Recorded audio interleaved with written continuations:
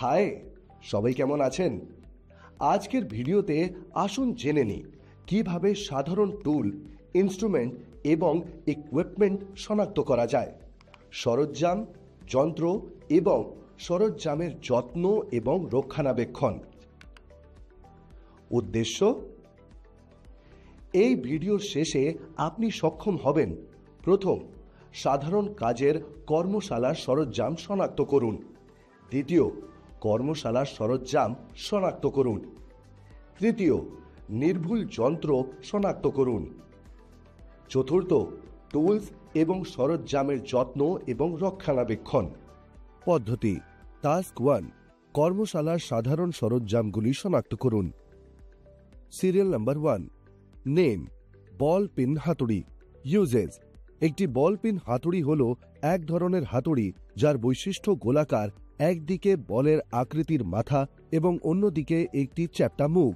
এটি সাধারণত metal working এবং অন্যান্য অ্যাপ্লিকেশনগুলিতে ব্যবহৃত হয়, যেখানে বৃত্তাকার প্রান্তটি ধাতুকে আকৃতি এবং গঠনের জন্য দরকারি। Number 2, steel ruler. একটি স্টিল রুলার, যা একটি মেটাল রুলার বা ইঞ্জিনিয়ার স্কেলের নামেও পরিচিত, এটি একটি সরল পরিমাপের সরঞ্জাম যা বিভিন্ন অ্যাপ্লিকেশনের জন্য ব্যবহৃত হয়, বিশেষত প্রকৌশল, খসড়া, স্থাপত্য এবং অন্যান্য নির্ভুল কাজগুলিতে। Number 3, flat file. একটি ফ্ল্যাট ফাইল হল একটি টুল যা কঠোর কাজ, ধাতুর কাজ এবং অন্যান্য বিভিন্ন ব্যবসায় উপাদান অপসারণ, পৃষ্ঠতল মসৃণ করা বা ওয়ার্কপিসকে আকার দেওয়ার জন্য ব্যবহৃত হয়। ফ্ল্যাট ফাইলগুলির একটি ফ্ল্যাট আয়তাক্ষেত্রাকার ক্রস সেকশন থাকে এবং সাধারণত ডাবল কাট হয়, যার অর্থ তাদের উভয় মুখ এবং প্রান্তে দাঁত থাকে। Number 4, table wise. একটি টেবল ওয়াইজ, যা একটি বেঞ্চ ওয়াইজ বা ওয়ার্ক বেঞ্চ ওয়াইজ নামেও পরিচিত, একটি যান্ত্রিক ডিভাইস যা বিভিন্ন কাজের সময় ওয়ার্ক পিসগুলিকে নিরাপদে রাখার জন্য ডিজাইন করা হয়েছে, যেমন কাঠের কাজ, ধাতুর কাজ বা অন্য কোনো অ্যাপ্লিকেশন যেখানে একটি ওয়ার্ক পিসে স্থিতিশীল গ্রিপ প্রয়োজন। নাম্বার 5, স্ক্রাইবার। স্ক্রাইবার হল একটি হ্যান্ড টুল যা সাধারণত ধাতুর কাজ, কাঠের কাজ এবং ওয়ার্ক পিসে লাইন চিহ্নিত বা স্কোর করার জন্য বিভিন্ন নির্ভুল কাজগুলিতে ব্যবহৃত হয়। এটি সাধারণত একটি সরু নির্দেশিত ঘাতের বড় বা একটি হ্যান্ডেলের সাথে সংযুক্ত ব্লেড নিয়ে গঠিত। Number 6, combination plier. এটি ফর্জ স্টিল দিয়ে তৈরি, ওয়ারিং অ্যাসেম্বলি এবং মেরামতের কাজে ছোট কাজ কাটা, মোচড়ানো, টানা, ধরে রাখা এবং আঁকড়ে ধরার জন্য এটি ব্যবহৃত। একটি অ-উন্মূলক টাইপ পাওয়া যায়। লাইভ লাইনে কাজের জন্য উত্তাপযুক্ত প্লায়ার ব্যবহার করা যায়। Number 7, nose plier. লম্বা নাকের প্লায়ার হল এক ধরনের হাতের টুল যা তাদের লম্বা, চিকনা চোয়ালের টিপস দিয়ে চিহ্নিত করা হয়। এই প্লায়ারগুলি এমন কাজের জন্য ডিজাইন করা হয়েছে যেগুলির জন্য নির্ভুলতা প্রয়োজন, যেমন সীমিত জায়গায় পৌঁছানো এবং ছোট বস্তুগুলিকে হেরফের করা। Number 8, chisel. একটি ছেনি হল একটি কাটার সরঞ্জাম যার এক প্রান্তে একটি ধারালো ধাতের ব্লেড এবং অন্য প্রান্তে একটি হাতল থাকে। এটি কাঠ, ধাতু বা পাথরের মতো উপকরণ কাটা বা খাদাই করার জন্য তৈরি করা হয়েছে, হাতুড়ি বা মলেট দিয়ে ছইনিটির পিছনে আঘাত করে। চিজেলটি বিভিন্ন আকার এবং আকারে আসে, প্রতিটি নির্দিষ্ট কাজের জন্য ডিজাইন করা হয়। Number 9, hacksaw frame. একটি হ্যাকসঅ ফ্রেম হল একটি হ্যান্ড টুল যা বিভিন্ন উপকরণ যেমন ধাতু, প্লাস্টিক এবং কাঠ কাটার জন্য ডিজাইন করা হয়েছে। এটি একটি ফ্রেম নিয়ে গঠিত যা শুকনো দাঁত সহ একটি সরু অপসারণযোগ্য ব্লেড ধারণ করে। ফ্রেম সাধারণত বিভিন্ন ব্লেড দৈর্ঘ্য মিটমাট করার জন্য নিয়মিত হয়। Number 10, drill bits.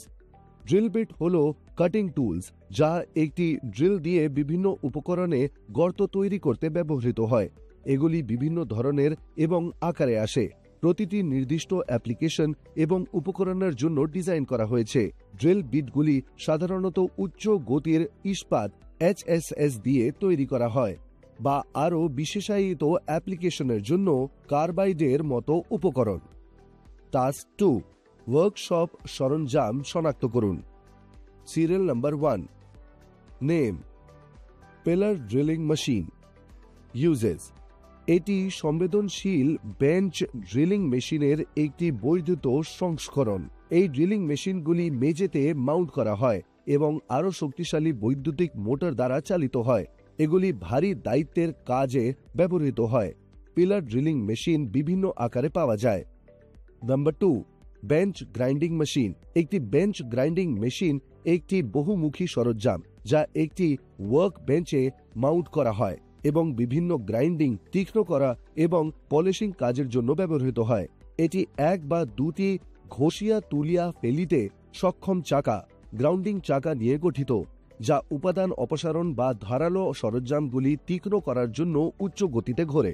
Number 3, portable drilling machine. একটি পোর্টেবল ড্রিলিং মেশিন প্রায়শই হ্যান্ড ড্রিল বা কর্ডলেস ড্রিল হিসাবে উল্লেখ করা হয়। এটি একটি বহুমুখী পাওয়ার টুল যা বিভিন্ন উপকরণে ছিদ্র করার জন্য ডিজাইন করা হয়েছে।